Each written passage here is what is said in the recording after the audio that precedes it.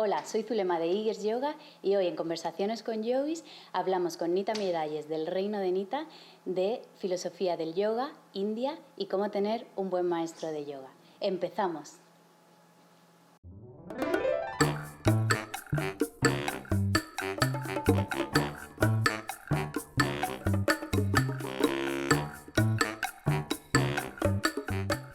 Para los pocos que no conozcáis a Nita, ella es una yogi nómada desde hace muchos años, vive viajando y enseñando yoga por el mundo y sobre todo, que más nos interesa en este momento ahora, es practicando con maestros de mucha índole a nivel internacional, no solo de Mysore, no solo de Ashtanga. De todos los tipos de yoga que hay, o disciplinas, no sé, como métodos dentro de lo que llamamos yoga, ¿por qué has elegido el camino a Ashtanga Yoga? Bueno, recopilamos un poco si quieres. Yo empecé haciendo Hatha Yoga. Yo me dedicaba al mundo business, ¿no? Tenía mis propios negocios, tenía una vida muy estresante, ¿no? Que exigía mucha dedicación y lidiar mucho con un mundo de hombres. Y bueno, empecé a hacer Hatha, lo cual es el Hatha Yoga es todo, porque Ashtanga también es Hatha.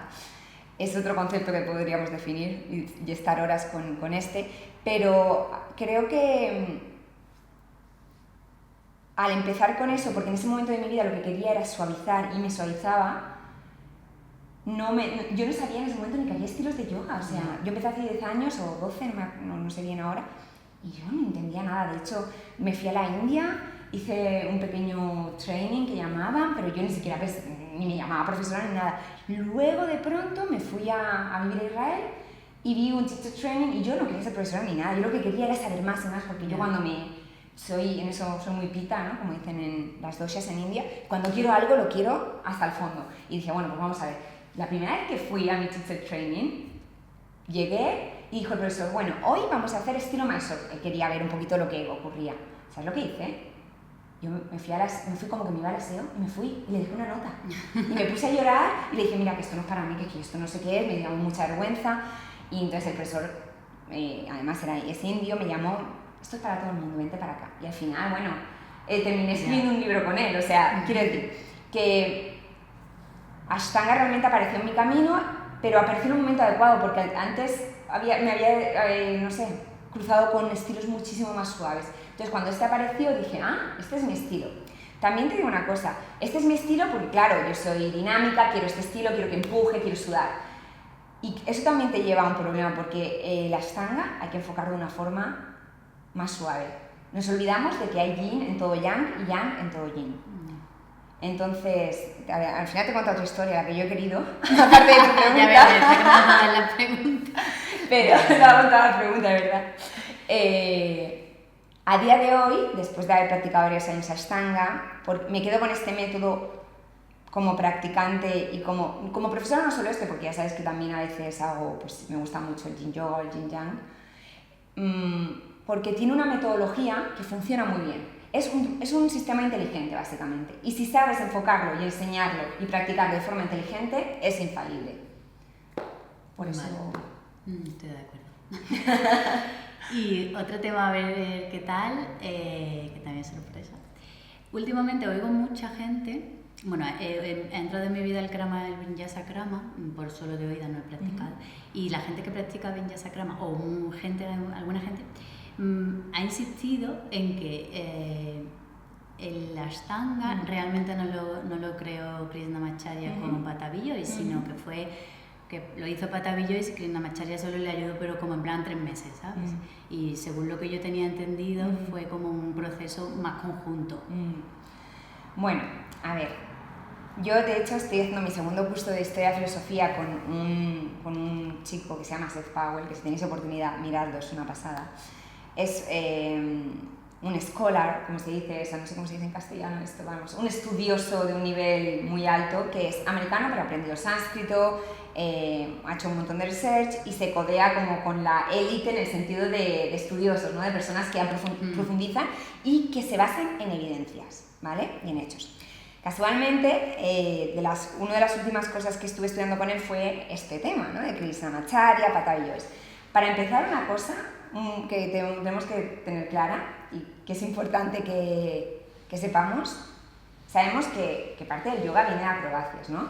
No sé si lo sabemos o no, pero creo que es interesante saberlo. Y que no pasa nada, eso no le quita más crédito al yoga. Viene de acrobacias porque Krishnamacharya estaba dando clases en el Palacio Real de Mysore, en el Palacio de Mysore.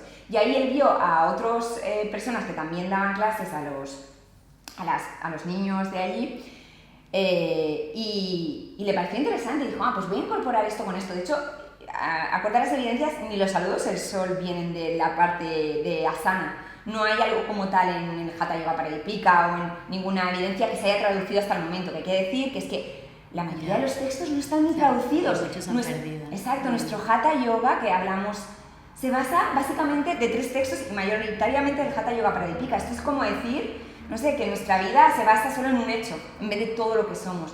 Entonces creo que tener eso en cuenta es importante y nos va a ayudar a entender que el yoga es un concepto elástico que ha viajado durante mucho tiempo y muy broad, muy ancho. Perdón por mis anglicismos.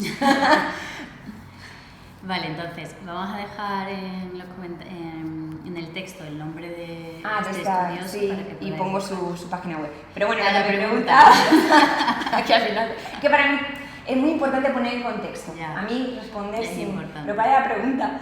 Que si crees o qué piensas tú de eso que se está diciendo ahora de que realmente Krishnamacharya no trabajó tanto con Patabi Jois el método. A ver. Sé que da igual y que no pasa nada, pero... No, es que pasa, no. Krishnamacharya sabemos que Vinyasakrama viene directamente de él, ¿no? Y que su hijo, pues realmente se ha enfocado en eso. Hay muchos vídeos de Krishnamacharya con Iyengar, muchos. Pero con Patabi Jois no tenemos tantas evidencias. Esto es como el Yoga Corunta. No sé si conoces el Yoga Corunta. Se dice que todas estas posturas están en el Yoga Corunta, no hay existencia de esto. Se dice que se los comieron las hormigas, pero como todo se escribía en hojas de palma, ¿no? Sí. De palma no, ¿cómo se llama? La planta la hoja del plátano o algo así. No me acuerdo ahora. Palmera. Palma es palma, ¿no? Sí, la palma creo que es. Bueno, el caso. Que esto es un poquito como eso, no tenemos evidencias 100%. Y Patabi Jois tampoco es que se ha declarado oficialmente, declaró antes de fallecer, esto fue así. Entonces, y los indios es una cultura muy particular y de hecho si puedes ver vídeos, no hace falta que vayas a la India, la forma en la que hablan y todo, les gusta mucho evadir.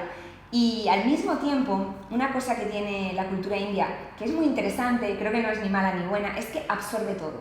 Es decir, cuando, por ejemplo, el jainismo nació en la India, el hinduismo creo que todavía no había nacido como tal, pero otras religiones o otros vertientes nos dijeron, no, esto no vale. No, tráemelo también, venga, que lo cojo también. Lo absorben todo. ¿Qué pasa? Que al final también se vuelve todo tan difuso que es muy difícil rastrear dónde vienen los orígenes. Por tanto, no tengo una respuesta, pero bueno, te cuento esta historia tan bonita. Vale, pues entonces nada, no lo sabemos. No lo sabemos. Y yo desde luego que no voy a ser la que diga esta la respuesta. Ya, eso está bien, no dictar sentencia. Todos estos maestros con los que has practicado, ¿cuáles son los que más te han marcado en tu vida yogi, ¿no? Digamos, en general en tu vida? Sí, la verdad es que es una respuesta muy clara porque siempre que alguien me pregunta, o sea, sin preguntarme cuando hablo de algo, enseguida hago referencia. Entonces, por un lado John Scott, es un profesor con el que he estudiado varias veces y me gustaría verlo más a menudo, pero bueno, es una persona que me ha marcado porque tiene más de 60 años y lleva como más de 25 años practicando. Creo que es muy importante ese tipo de personas porque nos indican cuál es el camino a seguir. Es decir, esto funciona, esto no. Y hay que hacerles caso, creo que tienen mucha sabiduría.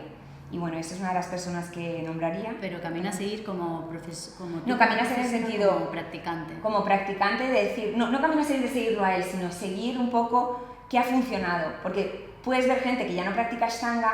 Hay mucha gente que no practica Ashtanga porque no ha tenido una práctica inteligente. Ya. Entonces, a veces compramos a los sistemas, pero a veces somos nosotros. Y digo en Ashtanga, igual en otra cosa yo he fallado y he fallado yo porque no he sabido aplicar lo que hacía, ¿no? Y creo que en Ashtanga pasa eso porque es muy disciplinada, requiere mucha atención, mucho compromiso y mucha atención. Si no estás en el presente, la capacidad que tienes de lesionarte es esta, más que a lo mejor en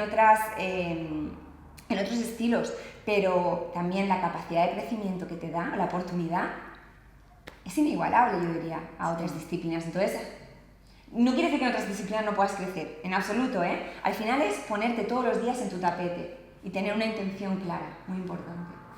Entonces, a eso me refiero con seguir un poquito el camino y fijarse, ¿no? Entender, coger lo bueno. Por otro lado, Mark Roberts y Deepika me han enseñado un montón, porque a mí me gusta mucho la técnica y es mucha técnica, pero además es que Mark es una persona, un yogi muy consolidado, es muy joven, pero lleva muchos años y tiene una paz. Tú estás con Mark y es pura paz. A mí, Michael Scarborough, que también es profesor autorizado, que además es mi pareja, cuando yo lo conocí me recordaba un montón a él. Bueno, es verdad, y es que de hecho voy a decir dos personas más. Alexia Pita, que ha sido mi profesora y encima me ha honrado muchas veces con la oportunidad de enseñar en su shala, que es el amor personificado. Diría que de hecho mujeres sobre todo deberían practicar con ella porque es importante practicar con mujeres si eres mujer. Tenemos cosas y sentimos de una manera que un hombre nunca podrá. Y bueno, y otra persona que tengo que decir es Michael, porque Michael no solo es mi pareja, pero es que he tenido la oportunidad de practicar ahora con él, llevo ya como 8 meses y el crecimiento que he tenido es abismal.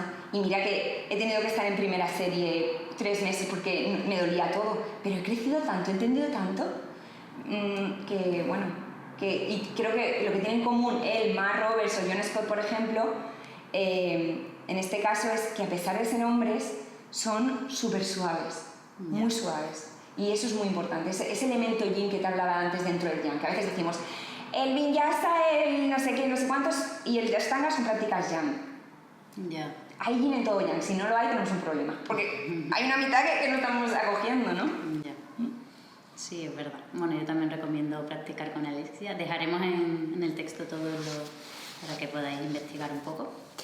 Y nada, sí, en relación a esto, a mí, por ejemplo, me gusta mucho cuando un profesor es amoroso. Yo siempre digo, sí, es amoroso, y yo no soy nada amorosa, o sea, no soy una persona cariñosa, eres amorosa, pero a lo mejor no cariñosa. Sí, soy un poco seca, ¿no? Pero es verdad que en la práctica me gusta mucho cuando vienen con cariño y no con wow, que dices tú, no que solo vienen desde el amor, sino su propia energía, ¿no? Del profesor, yo creo que los alumnos lo notamos. Yo estoy de acuerdo y probablemente de todos los profesores que te he mencionado, todos tienen mucho amor en la forma de enseñar. Y a la chica india, que no... Deepika se les nota, no sé por qué, pero yo lo noto. Fíjate, desde Instagram. Son muy amorosos. También puede ser muy... Porque a lo mejor Mar me decía, pincha, 1 minute, there, ¿no? And work your ass. Pero amor, puro amor. O no sé, a mí John me ha llegado a tratar como casi un padre. O sea, yo ponerme a llorar de repente haciendo el chanting y él siguiendo chanting y venir y abrazarme por detrás, o sea, no sé, y son detalles tan...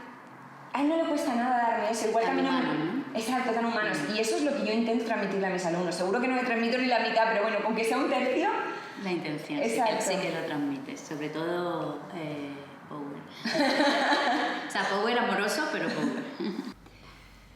Aquí hay un tema muy importante para mí, porque yo últimamente sí que me planteo mucho este tema de la interpretación o del filtro del filtro, como yo le suelo llamar.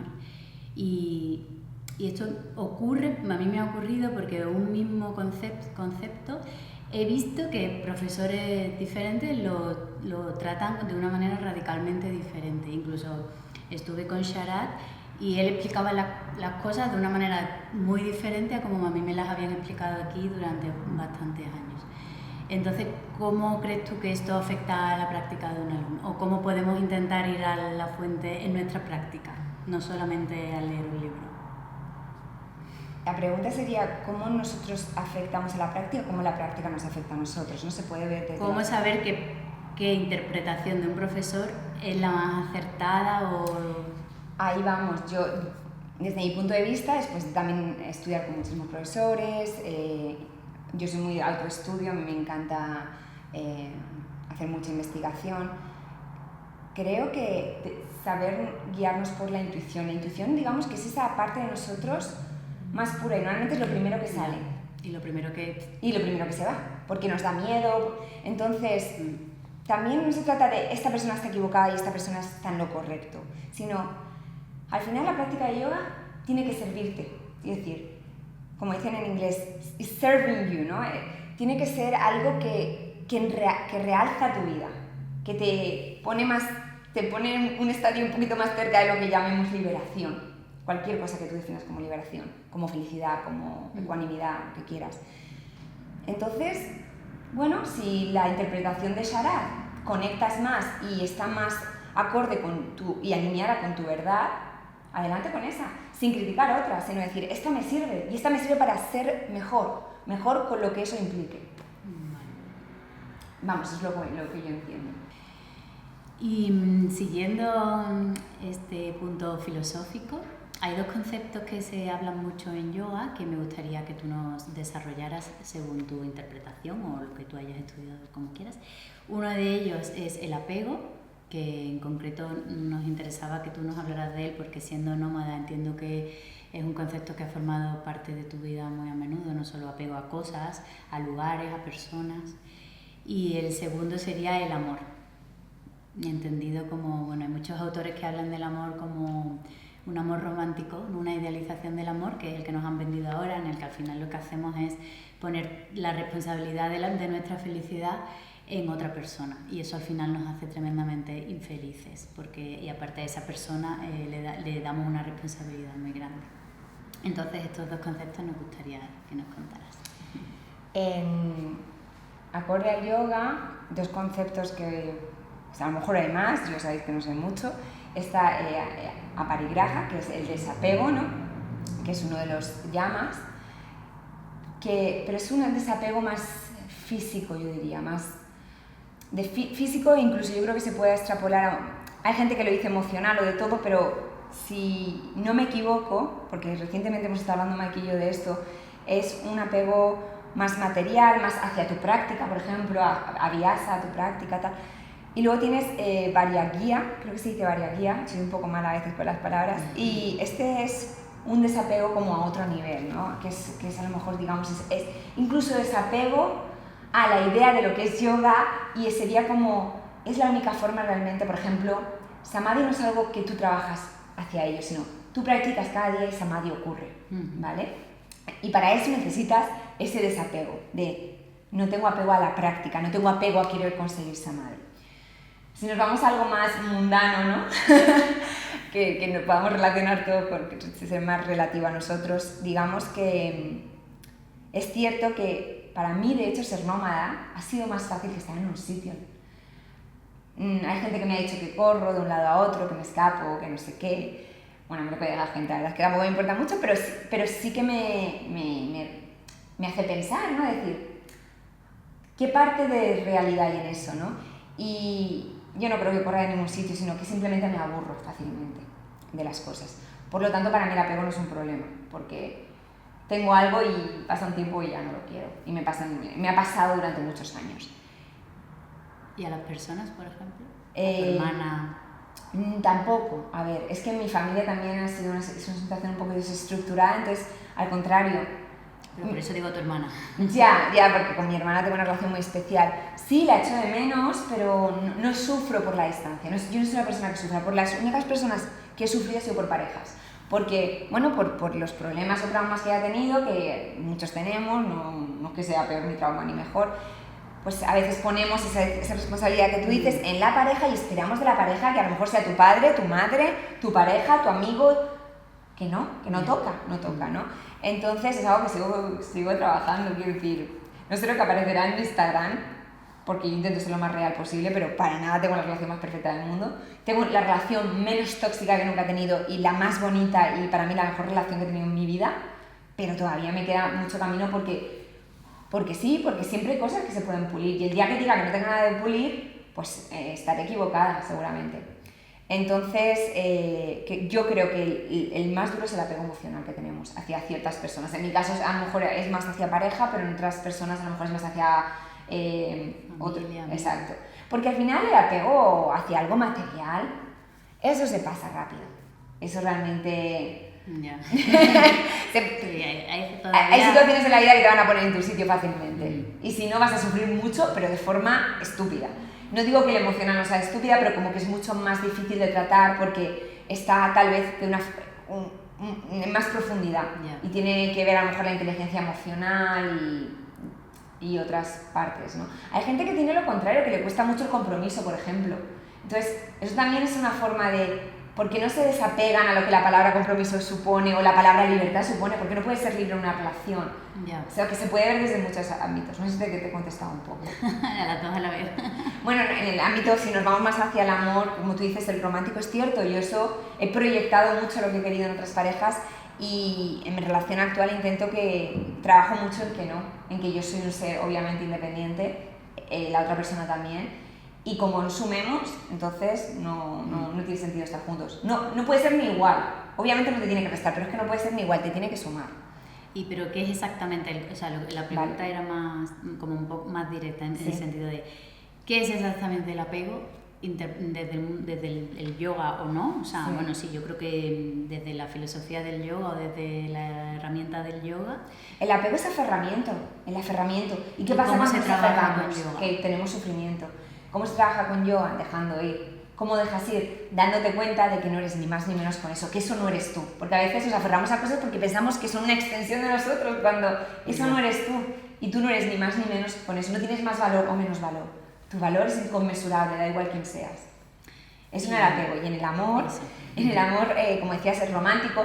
Está claro que la sociedad tenemos esta capacidad de crear historias desde tiempos milenarios, exacto, y esas historias pueden hacernos mucho daño porque en vez de tomarlas como historias las tomamos como verdades, y esto es muy evidente en la religión, ¿no? Pues lo mismo ocurre con el amor. Entonces si quieres que tu príncipe azul va a venir a buscarte, pues nada, quédate sentada esperando porque... ¿Y qué es exactamente entonces el amor? O sea, si lo que nosotros creemos que es el amor no es, porque está claro que no, y hay muchísima gente sufriendo por eso hoy día. ¿Qué es exactamente el amor? Y no digo solo el amor hacia una persona, hacia una pareja, sino el amor como concepto. Para mí, ¿vale? Y esto creo que es muy personal, el amor tendría una combinación de... ¿Sabes ese amor incondicional? No lo sabemos porque no tenemos hijos, pero no lo podemos imaginar que tiene una madre hacia su hijo. Que es ese amor que no tiene medida, en el sentido de... Es que no elige quererlo, es que lo quiere. Hay un cordón umbilical invisible que los une. Pues yo he conocido personas, por ejemplo, a un profesor que no mencionaba antes, a Rolf y Marcy, que están en Goa, es esas personas que te miran y te hace sentir el amor del universo, porque él es puro amor. Amor como si se pudiese personificar de alguna forma. Y es esa forma de no espero nada de ti, no quiero nada de ti, coge todo lo que necesites de mí. Algo así. No sé, se me acaba de ocurrir. Qué bonito, qué bonito, es verdad. Muy bien, pues genial. Ya, close. Un tema que nos gustaría hablar con Nita, porque si con alguna profe es guay hablar de este tema, creo que es con ella, es sobre India. Leandro y yo estuvimos allí en febrero, febrero, 2 meses, y bueno, encontramos una India que no era lo que esperábamos, quizás no por nada, sino porque nosotros las expectativas que teníamos en cuanto a yoga eran totalmente inventadas o erróneas o no sé de dónde. Yo creo que el mercado aquí las estimula ese tipo.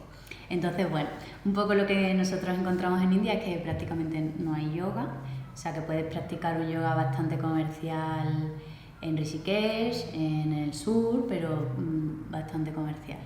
Después yo, al volver, tenía mucha inquietud de saber qué opinaba la gente, y aunque la parte como más actual sí que oculta esta parte, porque yo creo que comercialmente les interesa, en mi opinión, la parte más tradicional del yoga sí que habla de esto. Por ejemplo, Ramiro Calle lo dice abiertamente, que vas a encontrar más yoga en Madrid que en India, y eso es una realidad. Y aparte los profesores, yo creo que en España hay muy buenos profesores. Entonces yo he sacado una frase que es que me parece muy acertada, y es que el yoga nace en India pero no pertenece a India. ¿Qué piensas tú, que sabemos que has ido allí varias veces? ¿La pizza pertenece a Italia? Bueno, sí, pero tú vas a Italia y comes un montón de pizza rica. Ojo, depende de dónde.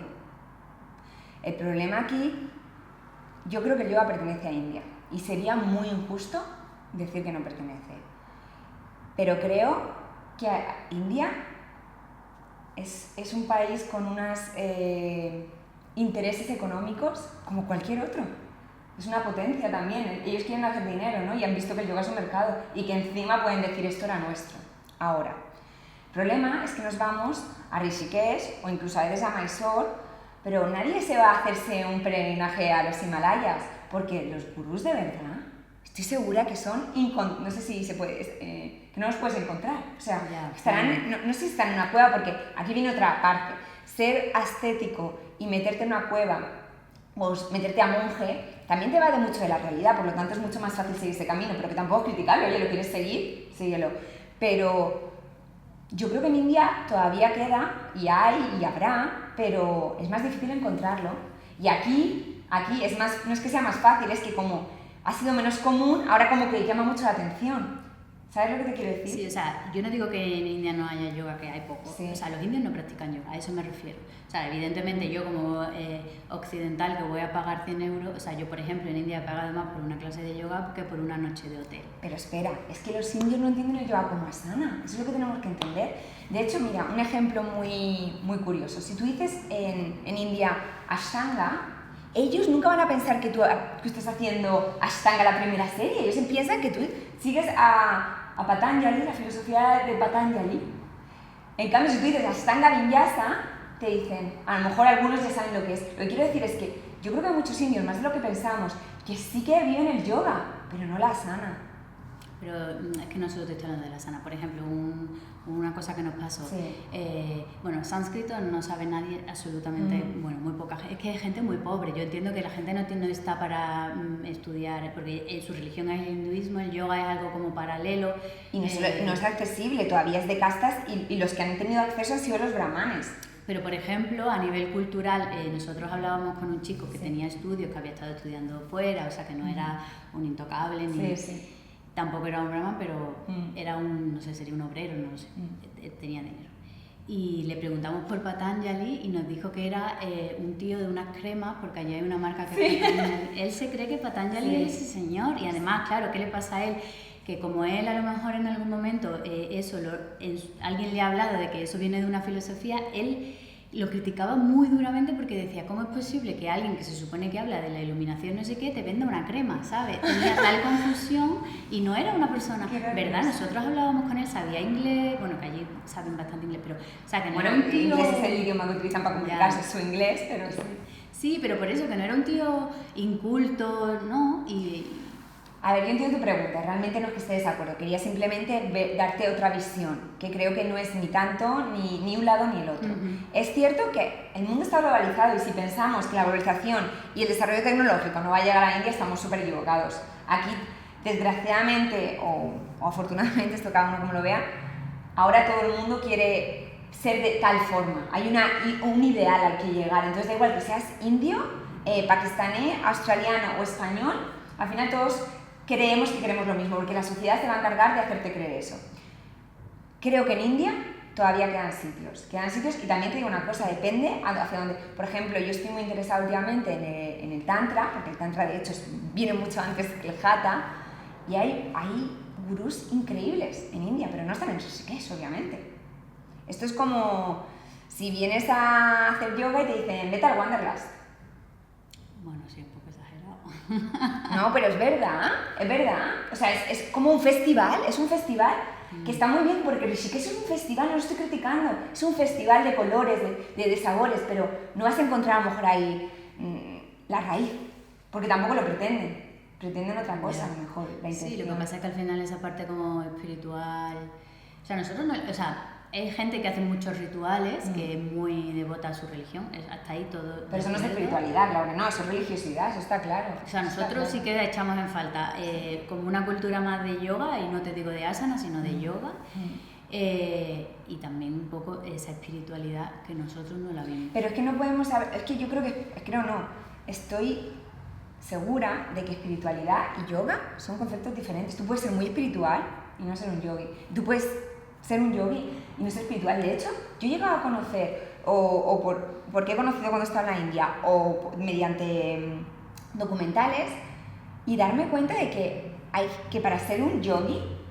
en algunos aspectos hay que ser una persona súper egoísta, seguir muy determinado un camino, que es como lo más anti-yoga que pensarías a priori. O sea, además, como decíamos antes, India es un lugar que absorbe todo, por lo tanto es uno de los sitios con más contradicciones que te vas a encontrar en el mundo.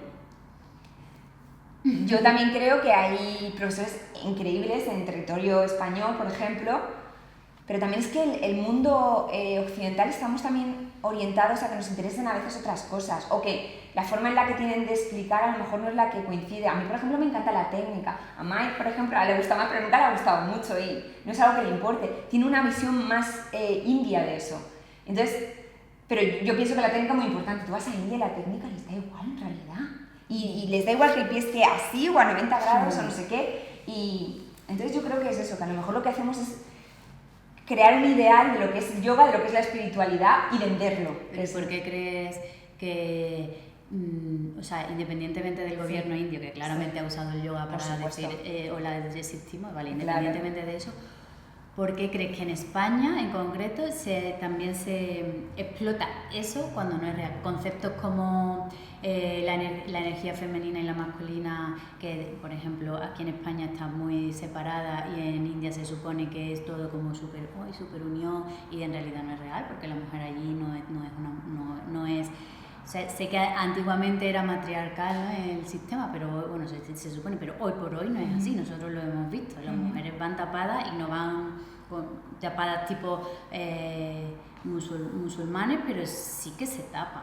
Y son muy puristas y lo típico se dice, como en un país del que viene el Kama Sutra, es así, pero ¿cómo Estados Unidos ahora tiene a Trump de presidente? Quiero decir, el mundo a veces da unos giros, ¿no? Porque la sociedad de ese momento, a lo mejor la más ignorante, o no, porque la ignorancia también es muy relativa, decide que se asusta, le da miedo y va por una dirección. Y lo que ocurre ahora es que nos estamos enfocando también en lo que el yoga no es.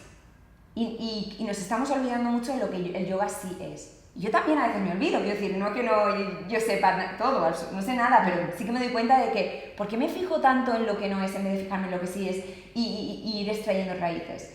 Y, por ejemplo,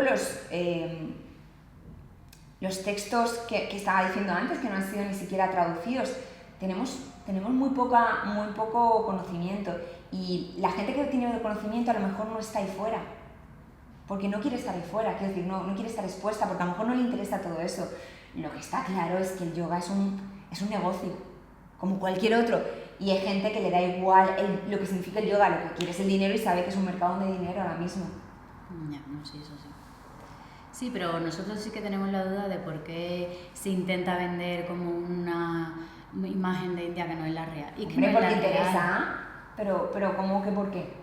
Sí, pero interesa realmente para practicar yoga. O sea, un practicante de yoga ni siquiera se plantea muchas veces ir a India, y le estamos vendiendo una cosa que no es real. Es que no es real en cuanto al propio concepto social de allí, en el que parece que todos son súper buenos. O sea, que es verdad que no es un país peligroso como puede ser cualquier otro. No, hay mucha más violencia. Hay más violencia. A mí casi me violan en Delhi, o sea, he tenido una experiencia.